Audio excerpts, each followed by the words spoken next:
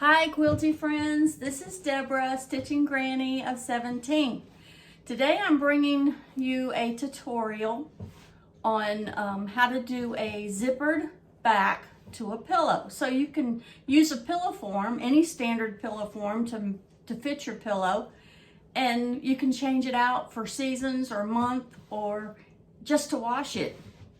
But before I get into it, don't forget to hit the thumbs up, the subscribe, and hit the notification bell so you'll get notifications of when I do the next tutorial or quilty tube or floss tube. But if you just go ahead and subscribe, you may or may not get notifications. And don't forget to comment too. All right, today what we're doing, we're gonna learn how to put a zippered on the back of a pillow. And as you can tell, you can't see the zipper. I like my zippers hidden to where if someone sits on the couch and they move the pillow and they have it this way, it's gonna look nice. So either way you have the pillow, either this way or this way. You can use two solid pieces of fabric. You don't have to do a quilt block. I didn't do a tutorial on this particular quilt block. This is a Lori Holt quilt block. And I'll put a picture of the book that it's in right here. But I just followed her instructions on how to make the block and made it. And then I quilted it, and I show you in this video that I cross-hatched it. You'll see a close-up of it better later. And all right, and also in the video I talk about it has a piping look. I used a flange binding, and the little flange right here, trying to see if you can see it. This little flange right here, it kind of looks like piping. But what I was mainly talking about, by doing a binding on your quilt or your pillow, excuse me, kind of looks like a corded effect. So when the pillow is sitting on the couch, it kind of looks like you have cording around the pillow. And it's a way to get a professional look, very inexpensively. I try to bring tutorials for those that can't afford high-end, good quality finishes, ways that you can do it yourself without costing you a lot of money, because I used what was in my stash. I made it work. So don't rush out and try to find something. Use what's in your stash. But before I get started on the video, I wanted to share with you my favorite tool for quilting. And it's by Quilter Select. This is a weighted rotary cutter. And it either locks or doesn't lock, however you want to do it. And all you have to do is tap it. When you tap it once, it'll bring the blade down by pushing this button. And then when you tap it on the back side, it pushes the blade back. So you're not having to constantly push, push, push. Changing the blade is really easy. It just has a little clip back here and makes it very simple to change out the blade. So I hope y'all join me with this tutorial, and I wanted to show you two other pillows before I get into the tutorial. One of the pillows, and I talk about this finish in the tutorial, that in case you didn't want to do a binding, say you didn't have fabric that matched the front of your pillow, so you want to opt out of doing the binding, and I show you how to do that. And see, look at the back. It doesn't match the front, not really. It's got some of the same colors, but I just did not want to, go out and buy any fabric. And this is the kind of zipper I used to do, y'all, where I put it on the bottom. And I didn't like those.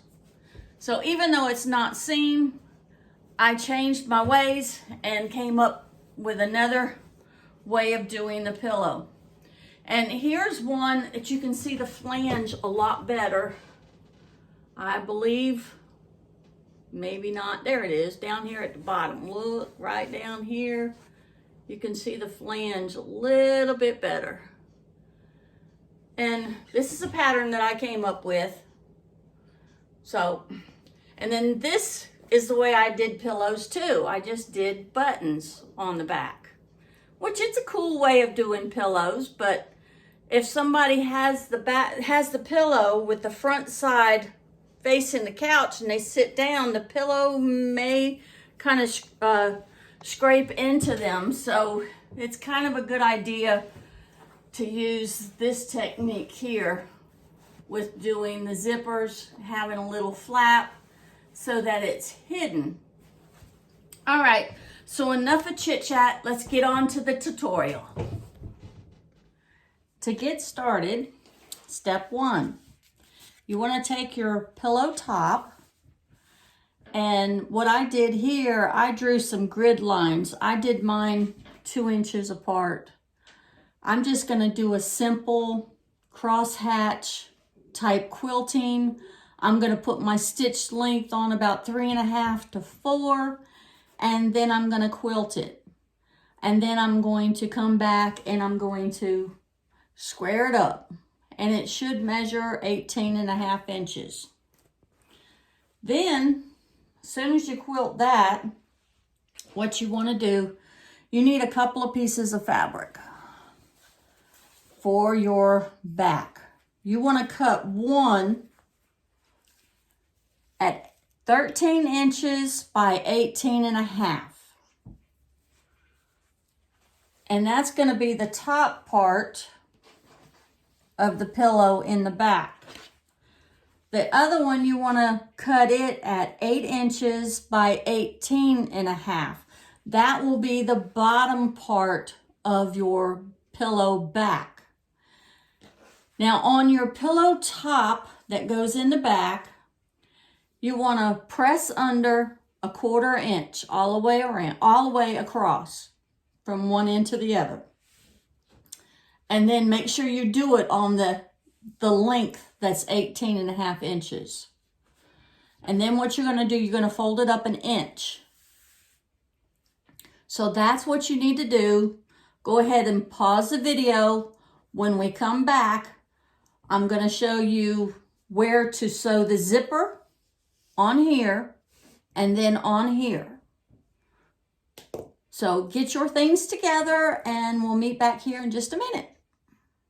The next step, step 2, you want to get your zipper. This zipper is a little long, so I will have to cut some of it off. So what I need to do is place the zipper face down. You got to make sure this little pull, zipper pull, is face down.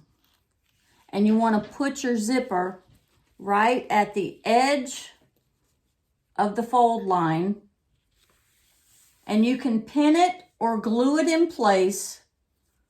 And then you're going to sew it all the way down to the end. And then you have to attach this other piece to this side of the zipper. All right, I'm just showing you that right now. I'm going to go and sew this part and come back and show you exactly how to attach the next piece. Okay, now we're on step 3. I already sewed the zipper down to the one that's going to be the flap, that's going to flap over the zipper, so you can't see the zipper. If somebody happens to turn the pillow around, you're not going to be able to see the zipper. So it's going to look more cohesive, and it's like another pillow back, you know, a pillow. If you don't want to see the picture side, you can see the plain side. So it's not going to matter if it flips over. So I've got that sewn down. So all I'm going to do is I'm going to lift the zipper up this way and take this fabric right here. You got to make sure the flap's out of your way, and take this one and pin it, glue it, do whatever you have to. Excuse me for reaching. Do whatever you have to attach it, so that when you go and sew it, it's not going to move.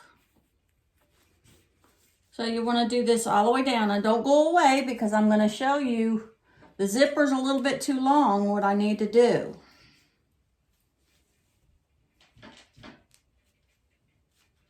So I don't normally pin, I just sew. But I want y'all to see how this is going to work.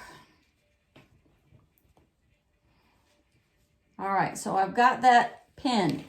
Now take a pair of craft scissors. Do not take your sewing scissors, because you're cutting the teeth of the zipper.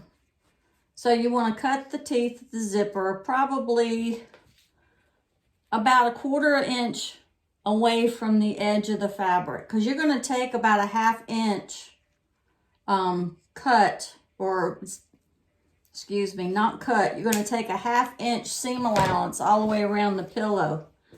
So you want to be able to catch the zipper in the seam allowance, but you don't want a lot of bulk in there. So, all right, now I got to take this and sew this, and then I'm going to have a pillow back. We'll be back in just a minute and I'll show you. Here we are with step number 4, what I'm calling step number 4. All right, I went ahead and sewed the bottom to the zipper, and then I top stitched it. You don't have to, if it's your preference.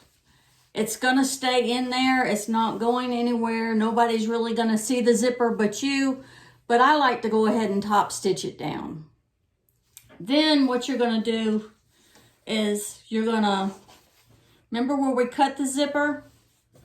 You wanna sew a couple of times back and forth so that the zipper doesn't separate down there. And then on this side, with the zipper completely closed, you want to do the same thing so that your pillow won't get wonky when you go to attach it to the pillow top. But at this point, you want to go ahead and open up your zipper. Open it almost all the way. And then that way you're ready to lay this on your prepared pillow top. That's step number 5, and we'll be right back. Okay, now for step number 5. All right, what we're gonna do, you have a choice. I like a high-end finish, so I'm gonna continue. I'm not gonna stop here. But I have piping, or not, it's what I have that looks like piping. It is a binding that looks like piping. It's called a flanged binding, and I'm going to show you how to do that. But if you don't have fabric that coordinates, remember, use what's in your stash. Don't try to just run out and go buy something. Try to make it work, because you're going to have these being used, and you don't want to make them costly to where, hey, somebody sits down, it's like, oh, I got to move that pillow. I don't want you to sit there. So let them be used. It gives you the opportunity to be able to make more. Say I didn't have any fabric that I was going to use for my binding, I would go ahead and take the back and I would lay it up after I square this up. I haven't squared it up yet. I would lay this on my pillow top, pin it, and then sew it around. And I would be done. All I have to do is turn it right side out. But since I want to give it a high-end look, now remember, I'm using what's in my stash, but I still want to give it a high-end look just for myself. I'm trying to help those that don't have the money to be able to have a high-end look, but appreciate a high-end look. So that's what I had to learn how to do. That's what my grandmother taught me how to do, how to get a high-end look without having to pay the money. Now, in order to do the flanged binding, you got to cut strips. The binding part, that's going to be the outside of the binding. You need to cut that 1.5 inches by width of fabric and cut enough to where you can go completely around the pillow. In this case, I'm going to have to do 2 lengths width of fabric by 1.5.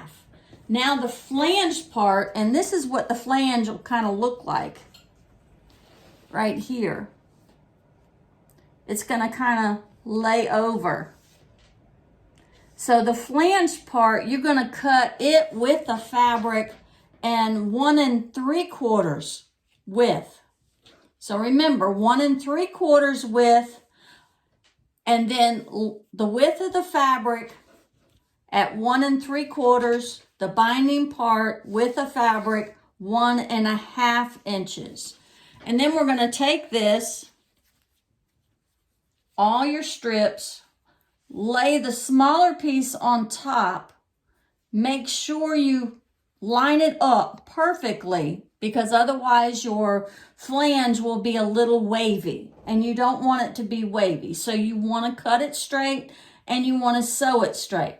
So you're going to lay it down like this under your sewing machine where you can see the peekaboo of the flange, and then you're going to sew 1/4 inch all the way down.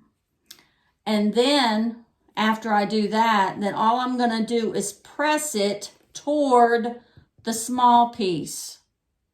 After I sew them together, I'm going to press it toward the small piece. I just wanted to remind you, because I showed this to you earlier, but I just wanted to remind you, you don't have to do binding around your pillow. You can just sew your backing with the top of your pillow, right sides together, sew it, and then turn it.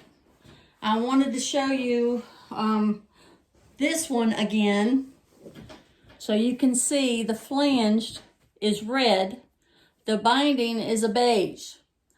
I'm showing you this one again because the one that I'm doing doesn't have a lot of contrast.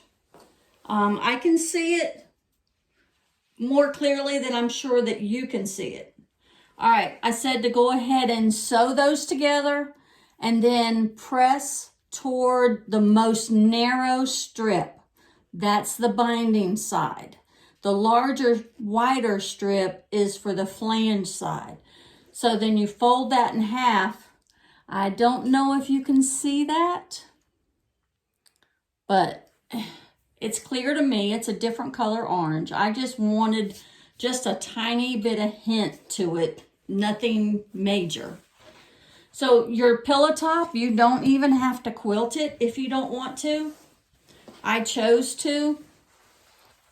But there again, you can just put your pieced block with your backing, sew it together, and then you have a pillow right quick. But all I did was use leftover backing that I had from a quilt. And I don't really care what color these are. This just happened to be white. If someone had given me fabric and I really can't figure out how to put it in a quilt, I use it for backing. And you don't have to back your pillow top that you quilted. You can leave the batting there. But I prefer to quilt it because I'm hoping to get years of use out of this. And every time the pillow form is pulled out, I don't want it pulling at the batting. So I go ahead and back it with scraps. So there's my pillow top.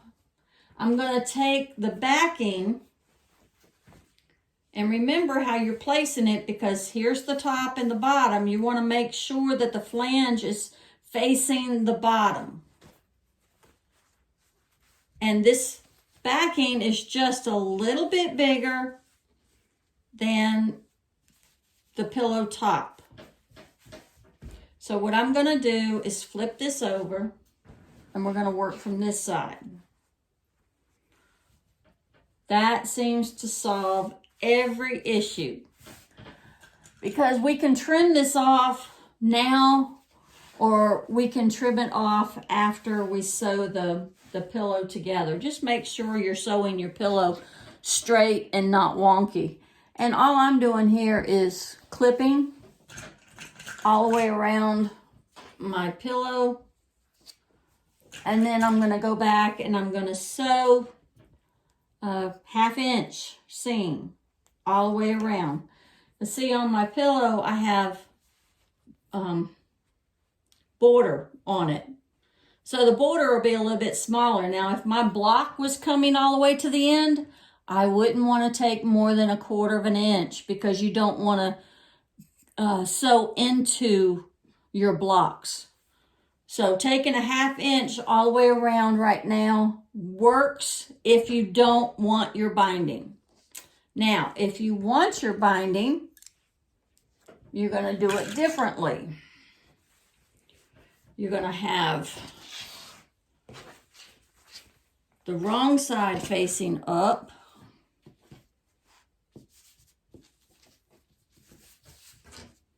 And that's the back of the pillow. And this one, we don't have to have the zipper open. We can go ahead and close it, because we're not going to turn the pillow, we're binding the pillow. So go ahead and close that. And then let's turn it this way so you can see it. And then place your pillow top right here. And then what I would do is go ahead and about 1/4 inch to 1/8 inch away, I would stitch all the way around the pillow. And you would definitely want to do it with the quilted side up and the one layer of fabric on the bottom, because it will feed in.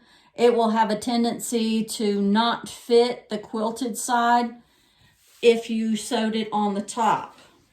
So you can go ahead and do that. Now the next step, what we're going to do is, I've already sewed it. I did about 1/8 inch stitch all the way around, just to make sure the back and the front are together. So we're going to turn it over to the back side. And I typically like to start at the bottom of the quilt, because not the quilt, sorry, the pillow, because the pillow is going to be sitting on a couch or a chair, and you're not really going to be able to see where you start or finish. But the technique that I use, you can't really tell where you start or finish with your binding anyway. I'll show you the steps to that. And what I'm going to do here is I'm going to leave a tail, and I'm going to start about 3 inches away from the corner, and I'm going to stitch it right in here. And you notice I have it on, I'm sewing on the flange side. You're not going to see this once we turn it, but you're seeing it now. I got it matching the back of the pillow. So I'm going to leave a tail about 5-6 inches. I'm going to start about 3 inches in and start stitching my binding on the back. This is what's different.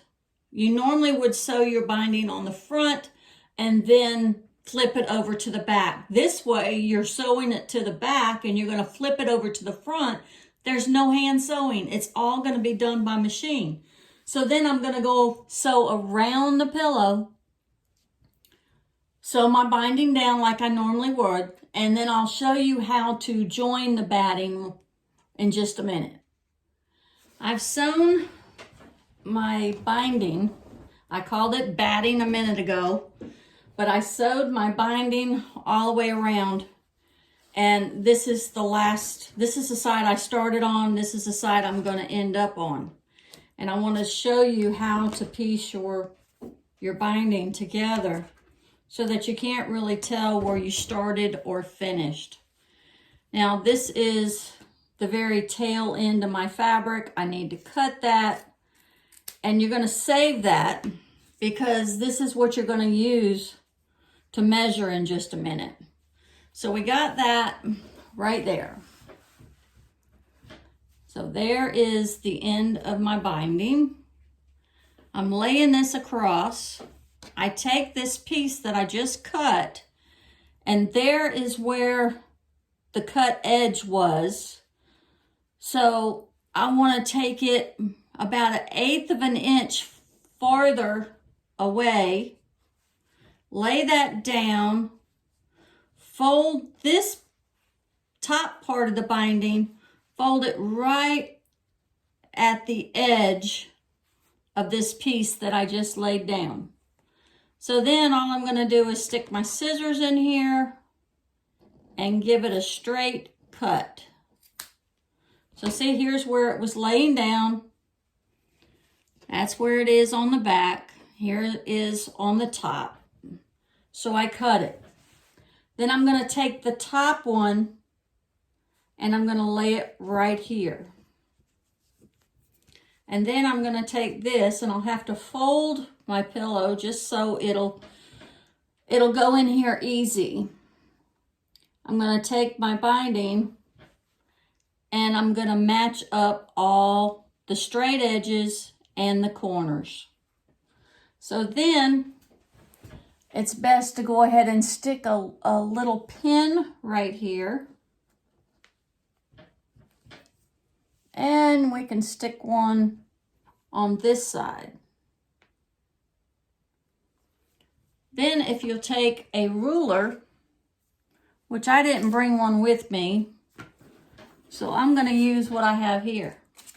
And this is just a piece of poster board that's pressed on to do finishes.